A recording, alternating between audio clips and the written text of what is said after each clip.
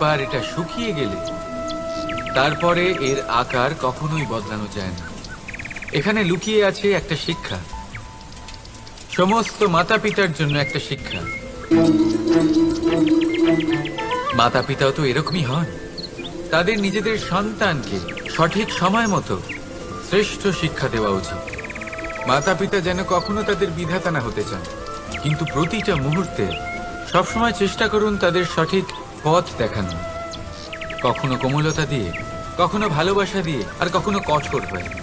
তার জীবনকে, তার ব্যক্তিত্বকে আকার দেওয়ার চেষ্টা করুন, কারণ যেমন মাটি একবার শুকিয়ে গেলে তারপর সেই পাত্রের আকার বদলানো যায় না, ঠিক সেইভাবেই আয়ুর বৃদ্ধির সাথে সন্তানের শিক্ষা কখনোই বদলানো যায় না। তা মনে রাখবেন। রাধা রাধা। নদী হোক বা সাগর হোক, নৌকা আমাদের এটা পার করতে সাহায্য করে। এই নৌকা কখনো কখনো ডুবেও যায়। এবারে এখানেই লুকিয়ে রয়েছে একটা শিক্ষা। অটল জলে এই নৌকা থাকে, তবুও ডুবে যায় না। এটা তখন ডুবে যায় যখন সেই জল নৌকায় প্রবেশ করতে থাকে। যখন জলের স্তর আস্তে আস্তে নৌকায় বেড়ে যায়, তখন নৌকা ডুবে যায়। এবার এটা আমাদের সাথেও হয়। বাইরের সমস্ত সমস্যা, সমস্ত বিপদ, সমস্ত সংকট, সমস্ত দুঃখ, এই সব আমাদের ততক্ষণ ভাঙতে পারে না যতক্ষণ না আমরা এদের আমাদের অন্তরে প্রবেশ করতে দিই। একবার এরা প্রবেশ করে গেলে আমরা ভেঙে গুড়িয়ে যাব, ডুবে যাব।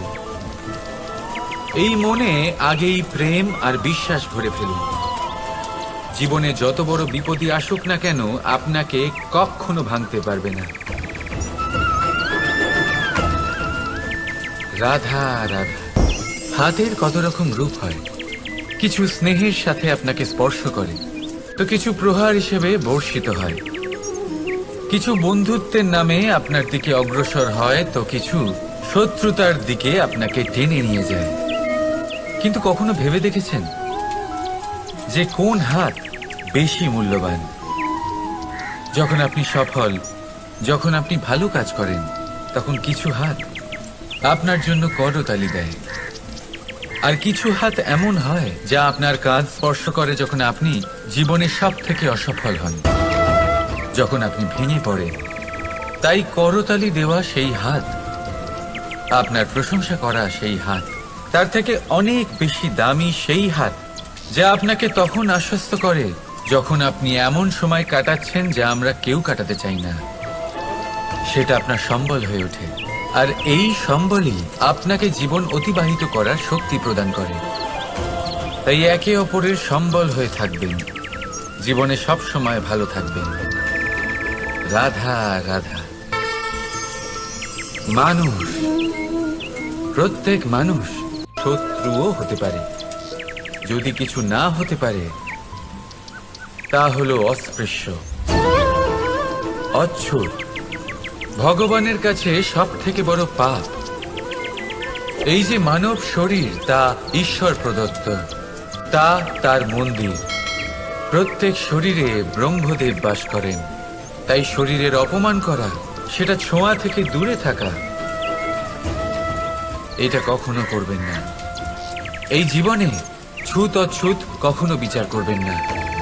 পরমেশ্বর যা দিয়েছেন তার সম্মান করতে শিখুন। আর আসুন আমার সাথে ভালোবেসে বলুন, রাধা রাধা। উপহার। উপহার কারোর জন্য বস্তু হতে পারে, তো কারোর জন্য অনুভূতি। কিন্তু এই উপহার সকলের ভালো লাগে। এবার যদি জিজ্ঞেস করা হয় যে উপহার কিরকম হওয়া উচিত, তাহলে কেউ বলবে যে উপহার এমন হওয়া উচিত যার সাথে আমরা সোনা রূপোর তুলনা করতে পারি। কেউ বলবে এমন উপহার হওয়া উচিত যা পেলে কারোর মন খুশি হয়ে ওঠে, সে আনন্দ উপভোগ করে। ব্যক্তি উপহার যা দিচ্ছে তা নির্ভর করছে তার আর্থিক অবস্থার উপরে। কিন্তু উপহার যাই হোক না কেন, তাতে একটা অনুভূতির অভাব কখনোই থাকা উচিত নয়। আর সেই অনুভূতি হলো ভালোবাসার অনুভূতি। তাই মনে রাখবেন, ভালোবাসার থেকে বড় উপহার আর কিছুই নেই। আর যদি ভালোবাসার এই উপহার আপনি লাভ করেন, তার থেকে বড় আর কোনো সম্মান নেই। রাধা রাধা। কখনো কোনো বাচ্চাকে দেখেছেন? কত কিছু ঘটতে থাকে তার জীবনে। শৈশব থেকে বেড়ে ওঠা অবধি অসংখ্য অনুভূতি অনুভব করে সে। কখনো পড়ে যায়, কখনো আহত হয়, কখনো জ্ঞান লাভ করে, কখনো কষ্ট সহ্য করে, তো কখনো আনন্দ উপভোগ করে। কিন্তু মনে রাখে সে শুধুমাত্র আনন্দের মুহূর্তগুলি। এবার শুধু একবার আপনার জীবনের প্রারম্ভের দিকে তাকিয়ে দেখুন, আপনার শৈশবে তাকিয়ে দেখুন। আপনি দেখবেন বেশিরভাগ যেসব স্মৃতি আপনার মনে আছে সেগুলি সমস্ত ভালো মুহূর্তে, খারাপ মুহূর্তের নয়। সেই জন্য শৈশব সব থেকে সুখী হয়, এতে নিশ্চিন্ত থাকা যায়। সেই জন্য আজ আপনি যতই বড় হয়ে উঠুন না কেন, খারাপ স্মৃতি, খারাপ ঘটনা সব ভুলে যাওয়ার চেষ্টা করুন। একবার খারাপ ঘটনা ভুলে যাওয়ার অনুভূতি আপনার হয়ে গেলে তখন মনে রাখবেন, যতই কঠিন পরিস্থিতির মুখোমুখি আপনাকে হতে হোক, তার মোকাবিলা করতে আপনি সক্ষম। রাধা রাধা।